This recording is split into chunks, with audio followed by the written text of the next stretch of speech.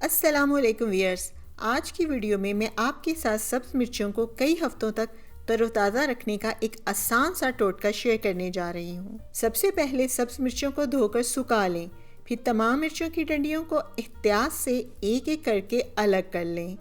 जब मिर्चों की तमाम डंडियाँ अलग हो जाएं, तो एक खुश्क डब्बे में टिश्यू रखकर दरमियान में तमाम मिर्चें रख दें और बाकी टिश्यू से कवर करके ढक्कन लगाकर बंद कर दें और फ्रिज में रख दें। इस तरीके से आपकी तमाम मिर्चें कई हफ्तों तक तरोताज़ा रहेंगी। वीडियो को लाइक और शेयर ज़रूर कीजिएगा। चैनल को सब्सक्राइब कर दें और बेल आइकॉन बटन को प्रेस कर दें ताकि हर नई वीडियो का नोटिफिकेशन आपको सबसे पहले मिल सके। अल्लाह हाफिज़।